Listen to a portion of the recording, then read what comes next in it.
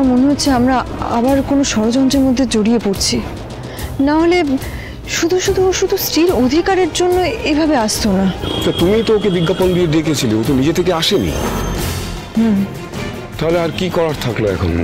তুমি এখানেই দাঁড়াও, আমি আসছি। না তুমি একা যেও না, মানে আমিও সাথে যাচ্ছি, চলো। দাদা তুমি চিন্তা করো না, এখানে কিচ্ছু হবে না, আমার কোনো বিপদ হবে না।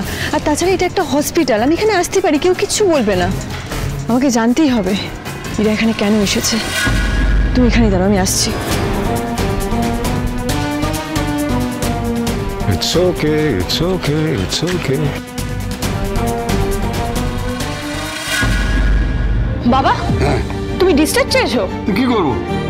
আর বাবা তোর দিদি আমাকে খাইয়ে দাইয়ে কোথায় গোয়েন্দাগিরি করতে বেরিয়েছে, তাই আমাকেও যেতে হবে। যেতেই হবে এক্ষুনি? কেন, তোর আবার কি হলো? না মানে তোমার শরীরের অবস্থা।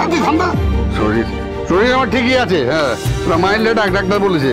আর তাছাড়া আমার বড় জামাইতে বললো যে এখন আর কোনো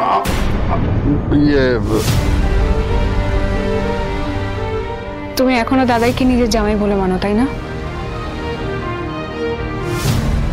দাদাই নিজেরই কিছু মনে নেই, সে সব ভুলে গিয়ে কেমন যেন নিজেকে দিদির সাথে জড়িয়ে ফেলেছে।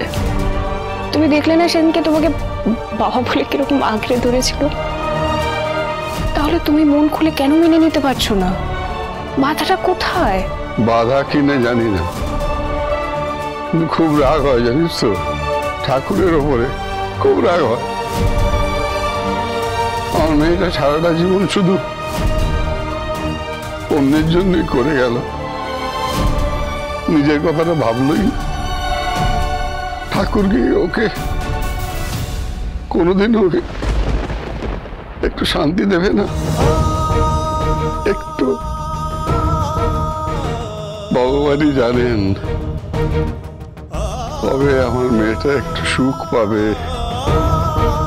একটু শান্তির মুখ দেখবে। এ কি আপনারা কি করছেন?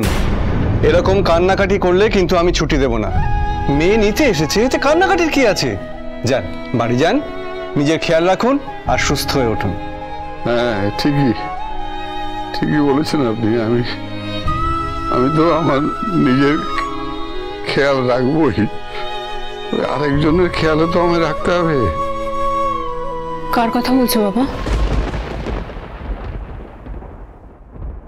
তো দিদির।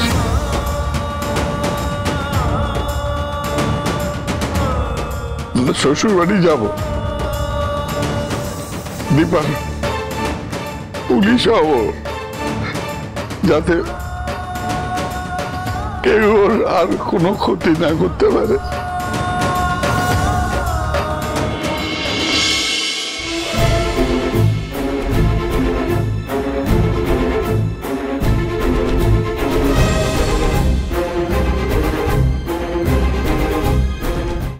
অনুরাগীর ছোঁয়া, সোম থেকে রবি রাত 9:30টায় স্টার জলসায়।